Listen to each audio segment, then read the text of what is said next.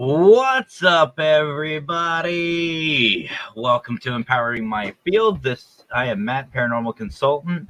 I will be your co-host, host, whatever you want to freaking call me tonight. Tonight, I am joined by not just a good friend, but a brother of mine, Shadow. And you know, if he's here, two things have got to happen. Number one, there's got to be a disclaimer in the description, which there is, and the ticker's got to be going, especially with him and me. So, brother, how we doing tonight? How are you? No, not too bad. You know, I'm always looking forward to walking by people standing under hornet net and throwing rocks at it and giggling as I keep on walking. Yeah, you know, everybody, like I like to keep an airsoft pistol with me for that same reason. You know, just because my arm isn't what it used to be, so just a little 3, 2, 1, pop, pop, pop, pop, pop. Yep. Yay! Yeah, because then you start watching people flailing and screaming and hollering, and you know, I mean, it's not my fault that shit looks funny. I mean, I didn't make it funny. I just enjoy it, and it's great content too. You want to get famous on TikTok or YouTube? There you go. Yeah, well, when it comes to TikTok or YouTube, I find that the easiest way to get famous and canceled is to say, I don't agree with a liberal. Well, boom, done. There you go. Oddly enough. Yeah. We'll get into that in a little bit later, folks. But either way, brother, it's been a while since you and I have just sat down and BS'd. There is going to be some adult language, folks. And I do want to say this is in the description too. Anything we talk about after what we're going to talk about first, but when we get into the conversation, is Shadows and my opinion only. It does not reflect anybody or anything, any network, any person, any specific individual. It's just our thoughts. It is what it is. And you don't like it, don't care. That's why we're here. One of the reasons. But before we get going, I want to talk about a couple of things that are on a serious note and are very important to myself and our community. First and foremost, if you didn't see, I was joined on last Empowering My Field with a coworker and a good friend of mine. Her name's Josie, and she came on to talk about a little charity event that my work is holding for the month of July, and also later on, and that's Sheets for Kids. So what it basically is we're getting donations together to help local families and kids, and just help provide for them and help the lower income, and just give something back to the community, which in my opinion, and I think Shadow agrees with me on this one, that's another reason why we are here and why we do what we do, is to help out, to, you know, get a good rapport with these families and these people and their communities, and to show that we actually do, you know, give a shit. Right. And I have made the announcement, and Josie didn't even know this, but I actually have in the description tonight and all the way through July the link for Buy Me a Coffee. Anything that is donated for that is going to Sheets for Kids. On top of that, I do have some new merch that has dropped. I'll show you guys that here in a little bit. Anything that comes out of that is also going to Sheets for Kids. And at the end of July, I'll let you guys know how much we've collected and kind of celebrate that, because that's what this is about. It's about, helping everybody out. It's not for me. It's not for any other reason, just to help out the community and help out these families. Because let's be honest, and I think you can agree with me too, brother. It's not the kid's fault. It's not. No. Not a kid's fault. It's not. Even sometimes it's not even the parents' fault. It's just the crappy hand that we have been dealt, which is another thing what we're going to be talking about. Yay. Oh yeah. But it's not their fault, and to me, that's what we're supposed to be doing. We're supposed to be helping the communities out. We help them out with the paranormal stuff. We help them out with the afterlife. Let's help them out with the now. That's what it's here, and that's why I love doing what I do with the paranormal. Seeing us help these families really puts a perspective on what we do. Right. And a lot of times when you're trying to help community, it's so easy to get riled up and get on a picket line or a protest. But how many of these people actually do something to help? And if you're not in any physical shape to help, or if you're nowhere near a location that that you could help, then little events like these that have links such as buy me a coffee or merch, small things that you can do from your home that can help somebody anywhere in the world. Yeah, it makes a huge difference. And some people say, well, I don't have that much. $1 helps. And if you don't know how to do that, anybody will be more than happy to help you. Anybody on Parapost Network will be more than happy to help you out. And you can just even send us a message. We'll be more than happy to guide you and help you or whatever. But either way, I just wanted to talk about that. And speaking of our communities, it was brought to my attention today that somebody, a good friend of ours, a brother of ours, is asking for help for his family. And I'm going to bring that up right now. Where is it? I swear I know what I'm doing, people. This is allegedly. Don't let it get out. But this is a GoFundMe for our brother AJ Capasso and his mom. Not going to get really into it. I will give you guys, I'll put the link in the description or in the comments right now. No, that's the wrong one. That's Global Ghost Hunt merch. Where did that go? There we go. See, copy and paste. We're doing it, people. We're doing it. There it is. But our brother AJ Capasso is asking for help for his family. So AJ is a brother of ours. So as a family, we're going to try to help out as much as we can as well. That link has just been sent on the GoFundMe side. So please, folks, if you can help. And I know you guys see the bigger, donations over on the side, which is awesome for these people doing that. I'm absolutely amazing. But even $1 will help. Anything helps. Right. These donations and these charities. So AJ, I hope that we are able to help you out at least a little bit. I'm really trying. Okay, I'll bring that back down. And the one last thing I want to talk about before we continue on is I have some new merch out. I was gonna show it, but I'm not going to because it's gonna take too long. But I'll tell you what, Shadow's seen it. Shadow saw some of my new merch, and they're good. These are probably some of my favorites. I'll give you guys a little teaser. How about that? I won't do it too much, but this is a hoodie, by the way, folks, and it's hard to see. I don't know if I can make it any bigger or not. I think I just bought it. No, there we go. That wouldn't surprise me. It wouldn't surprise me either. This is just one of the many designs and new different things out that I have. This is obviously a hoodie. It's got a bunch of ghosts on it. It's got a pocket in the front, just like you'd expect a hoodie, and it's all over print, which I really like. It's not just the front. This is all over. I do have joggers that go with this too. I have a desk mat that goes with this. I have a backpack that has this design on it. I've got a bunch of different things that honestly I'm just super excited about. But definitely go check that out, guys, at paraconsultantstore.com. Link is in the description for that as well. And the one last thing I want to talk about our sponsor, which, and I say our sponsor because Shadow is actually sponsored by these people too, and that's Health Empowers You.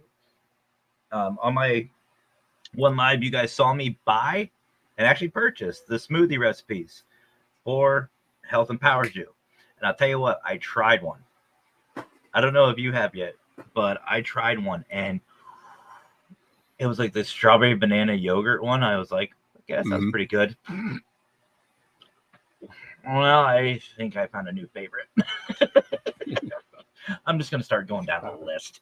But, folks, it is definitely worth it. Go to healthempowersyou.net and get it. There's some tea. There's going to be coffee soon.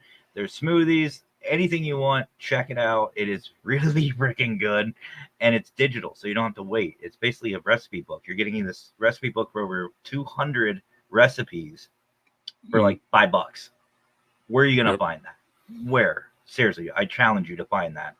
And they're not just smoothies, though. I mean, these smoothies can help you with weight loss. They can help you with cognitive function, antioxidant, immune boosting. You know, since everybody kind of a little, you know, on the paranoid side after the last, you know, let's just say nasty little critter that sounds like a bad Chinese kung fu movie. Where's my mask? Oh, you're talking about it. But you know, and any little help count. Yep, absolutely. And this, the one I tried, the strawberry banana yogurt, it actually was for, if I'm not mistaken, kidney health. I just had gallbladder surgery, so that's something that I need. And I'll tell you what, I actually feel good. It tasted good, and I feel. This isn't BS, guys. I'm being serious. I actually feel better. I feel like more centered. I feel like my body's actually getting back to where it should be. So definitely, guys, go check that out. And if you do, feel free to use my code. It is PC Paranormal Consultant 05, capital PC 05, and you get yourself a little bit of a discount. And Shadow, you go ahead and throw yours out too, brother. Mine is TWS for that weird show. So TWS 05, and same as always, all caps. Yep. So definitely, guys, go check out healthempowersyou.net, and a huge thank you to them for sponsoring this chaos, which is Health Empowers You. I almost did it again. Empowering my field. 2 minutes. There's so much empowerment going on. That's why I wore the shirt today. Yeah, you might want to ease up on the other empowerment. That's right. I'm not on CNN. Yeah.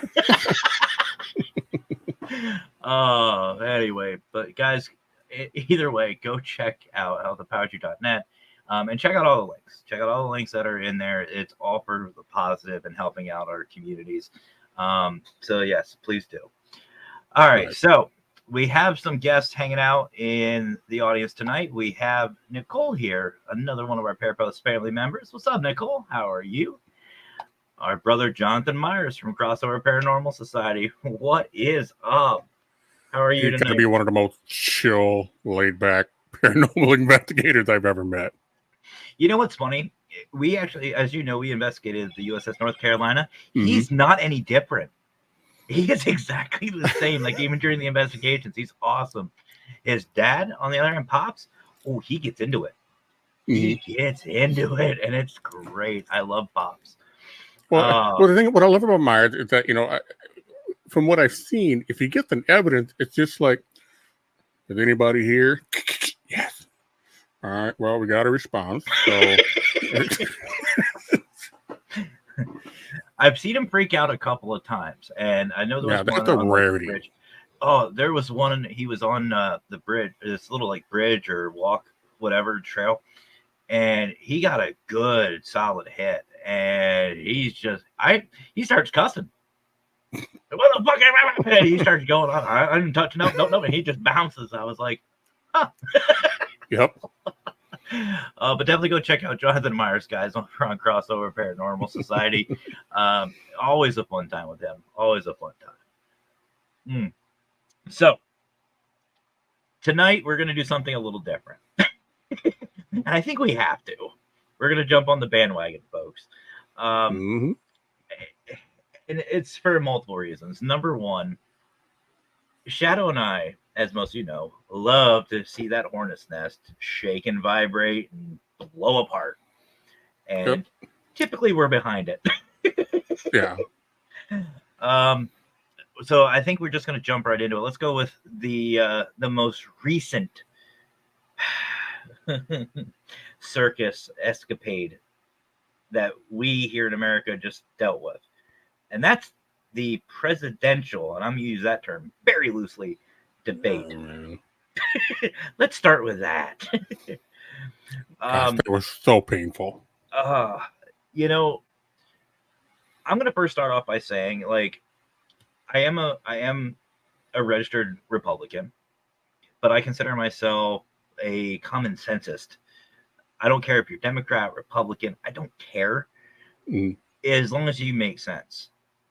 Right. And to me, it's kind of like, you remember the South Park episode Shit Sandwich and Giant Douche, where they were trying to figure out their school mascot? That's what I felt like I was watching. Granted, I will say Trump did keep himself very grounded, which I was impressed. I thought he was just going to come out and just go Jake Paul and Mike Tyson. I thought that's what I was about to see, but he kept himself. Yeah, keep dreaming. I want to see that. I would just love to see that. Just see him walk out on stage, go to shake Joe's hand, and just slap him. Just a Will Smith, like Chris Rock situation. Yeah. And technically, that's not hitting. If Trump were to do that, we can easily say that's not hitting. All Trump did was high five his face. Well, no, it's part of his official duty, so he's immune to it. Remember? That'll come back and bite him in the ass real quick. But But no, I will say that on a positive, Trump made some good points. He kept himself very grounded. He was right on topic, right where he should have been. But what I really loved too was he spoke exactly what we were all thinking. Oh yeah. I don't know what he just said, and I don't know if he knows what he just said. That needs to be, first of all, that needs to be merch, number one. Yeah. And number two, I think the worst job for that debate would have been whoever's doing the captioning. Oh, I know. Even AI is like, what the fuck is this guy saying here? What is he on? We want. Yeah. Well, speaking of that, when Joe Biden first started talking, there was like a minute where he was like clear, lucid. Yes. You know, he was right there. And, you know, before that, my mom and I were talking, and my mom's like, oh, don't worry, they'll have them all juiced up on something. And she was right, because you could see that juice wear off real quick. And what I find funny is I think we all agree about this, no matter if you watch CNN, Fox, whatever, it doesn't matter. But I think we all agree that the start, I wish would have stayed the entire time. Then we would have had an actual debate. What we saw was the Popeye syndrome, as I call it. You get the spinach right away, and then it just starts to slowly go downhill. But what I find hilarious is a lot of these news media outlets are saying the complete opposite. Even Kamala even said right after he started off weak and ended strong. What were you watching? Yeah. Were you TiVoing this in reverse? Because I have a suspicion that the reason why they legalized marijuana is so that people would just be too high to really pay attention and not notice the crazy shit that's going on. I didn't even think about that, but yeah, that might be. Well, here in PA, it's still not open to the public. It's legal to an extent. It's kind of still, but I'm telling you, like, I think the Democratic Party, if they are going to go through with it, made the right move in saying that they want him to leave. Just step down, back away. No, it's like Robin Williams. No, Joe, down. But like, Uh, and my question to you, brother, is when's enough enough? And I'm not just talking about the economy. I'm not talking about jobs or the border. I'm talking about as a political party. If you're trying to promote something like you're trying to promote someone like Joe, when do you pull the plug, so to speak? Not literally Facebook, YouTube. I'm not talking literally, although my phone does need charged. Yeah. But when do you stop it? When do you where's this line? Well, see, there used to be a line, but the problem is, I think, Hunter snorted ever it. since, yeah, well, either snorted it or they got it in the wrong socket. Sorry, I couldn't resist. Yeah. I couldn't resist. But since Trump won that election the first time, the Democrat Party realized just how tenuous their grasp on power is, and once he became president, you see them behaving in ways, and you see all these blue states starting to make modifications to certain laws, which is their legal right. I mean, the Constitution gives them that right to do that. But when you start to modify the laws to prevent any opposition, then that's when you start to cross that line of going from a democratic republic to a totalitarian system. Well, And I think that's kind of what happened, and that's one of the reasons why if the whole, and I'm sure we'll talk about this later, but the whole mass immigration, the dismantling of legal system, more specifically police, and any kind of law enforcement that could potentially pose a problem for the ruling elite. And you look at the judges. The judges, there are too many people saying the law is up for interpretation. There are some laws that you just don't need interpretation for. But like I said, we're seeing a slow dismantling, and yeah, we used to have a line to where if you started slipping, if you started to show signs of having any kind of lapse in cognitive functions, being able to to deal with other world leaders, because you got to remember, you're not just leading the United States, you are representing an entire nation on a global theater. And this is not an easy job. This is a very stressful job. And if you're not with it completely in your head, then you become a threat to the country. And that's pretty much where we're at. We have somebody like Joe Biden who, and I know we crack a lot of jokes on him, but in all honesty, what is happening to him is sad, and I wouldn't wish that on my enemy. Absolutely. But And it's the people in the party that are keeping it going, and those are the ones that have the biggest problem with it. And I agree. I agree 110%. And for those of you who think I just did what I just did, yeah, I did. But no, I agree. Like, love them or hate them, Republican, Democrat, whatever. Let's be honest, they're all Americans. No matter good, bad, whatever, they're Americans. We're all on this. We're all supposed to be on the same team. Do I wish any ill will towards Joe Biden? No, he's my commander in chief. As a military veteran, I don't care who's in office. They are my commander in chief, and if they ask me to take up arms, throw on my uniform, and run out there, guess what? I'm running. Sandals, flip flops, bare feet don't matter. I'm going. I don't care. Well, pants too, hopefully. Maybe. Depends on where we're going. Florida or Middle East? Nah, they don't need them. Yeah. Just get sand in there anyway. But I don't wish any ill will, in all seriousness. Now, however, that being said, him falling up and down stairs and just going from weeble wobble to fall over, comically, I love it. I think it's great. I think it's also great that he's from literally a town or a city. It's a small city, no more than 45 minutes from me. You go there, and they're like, I don't know what you're talking about. Right. Just visiting. He came through here, Yeah. And some of the things and the remarks that he makes, like, it's just like, what was his uncle? His uncle got eaten by cannibals. Yep. Come on, are you kidding me? No, he went to me, especially where he was at. He went to a massage parlor for a happy ending and didn't leave. That's probably what happened. I don't know, but that's probably what happened. It's Yeah. just a story that they told him. Stuff like that. And like you said, these individuals who are running the country, especially the president, you are representing millions and millions of Americans. Some over here and some way over there. Yeah. But it doesn't matter. They're still Americans. You have to have that certain attitude, that certain sense about you. And to be honest, that's why, and I'll say it out loud, I don't care. I voted for Trump these past 2 elections. I voted for him. Why? Right. Because that's what we need right now. We don't need a politician. We don't need a politician. We don't need somebody who has their hands in everybody else's pockets.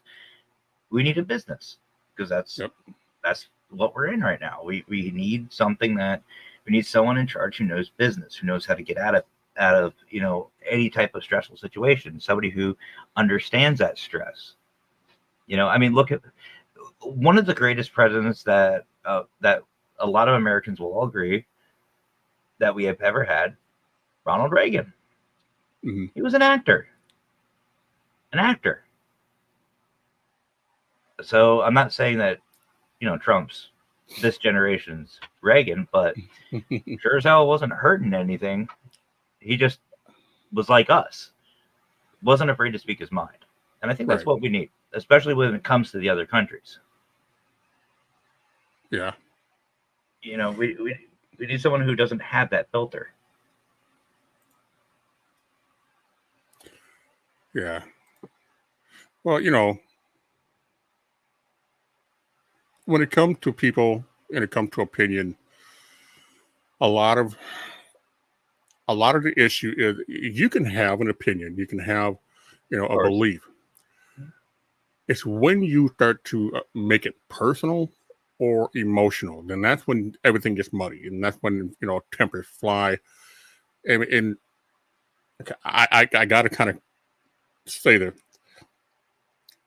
like a week ago or 2 weeks ago, I saw a video of a protest in New York on Pride Day, or one of the Pride Days, and it was Free Palestine walking down the street one way, and the Pride Parade was walking down the same street the opposite way. And when they met, they were having a little, I don't know, one little yo mama standoff kind of thing. They're hurling insults at each other, trying to yell louder than the other. And the one thing that I kept looking at on the Free Palestine side is how many white people were in there. Now, here's my thing. If you really believe that Palestinians should have their land back, then why don't you give up all of your land and give it back to the Native Americans? Because the reality is this. If black people don't like what's going on in America, they can go back to Africa. If you and I don't like what's going on in America, we go back to wherever our ancestors came from. Same thing with the Asians. They go back to Asia, Middle East, go back to Middle East, all that. If the Native Americans don't like what's going on here, where the hell do they go? Well, depending on which theory you follow. I think we spoke about this. I spoke about this with Haley on GGH on air. At one point, apparently, our great, however far back ancestors, the landmass between Alaska and Russia was one. And I think you've seen this in theory too. And and who's to say it wasn't as cold as what it is now, but they migrated from the Europes and the Asias and everything else, and they migrated over through Russia, Alaska, Canada, now into the Americas. Right. That it's so maybe they go that way. I don't know. Just jump on a bandwagon. Casinos. I don't know where they go, but maybe that's what we need. Maybe we just need to reset. Everyone just leave. Yeah. But the one thing that bothers me is we're talking about protest, and I'm going to get a lot of flack for this, but you know what? I don't care. And I've said this since they started it, and that's the Black Lives Matter. And I'm not talking about just the organization. I'm talking these radicals. I think every life matters. Whether you're black, blue, orange, purple, green, whatever you are, your life matters. It doesn't matter to me what color you are. I've said ever since they started, when they start a Every Lives Matter rally, I'll be right there. Yep. I will buy merch. I will wear the wristbands and all the other bullshit. But you're absolutely right, though. These people that are going out there, and even with the Black Lives Matter, there's a lot of white people out there, which is good. It's good that you're supporting people. But what are you doing about it? Yeah. There's a lot of this talk, and sorry, college kids, it's mainly that generation. They sit there and they say, oh, I feel so strong on these values and this and that and this and that. So what are you doing about it? Oh, I'm protesting. And how's that working out for you? So you're standing somewhere getting sunburned, rained on, and you're extremely tired. Now, how is that helping? But you're also physically assaulting somebody who has nothing to do with the thing you're angry about. So how's that helping your cause? How's that going for you? Yeah. It's like these, I'm sorry, the vegans, these extreme vegans or whatever they're freaking called, attacking people for eating meat. I'll eat a cheeseburger right in front of you. I don't care. Why should that matter?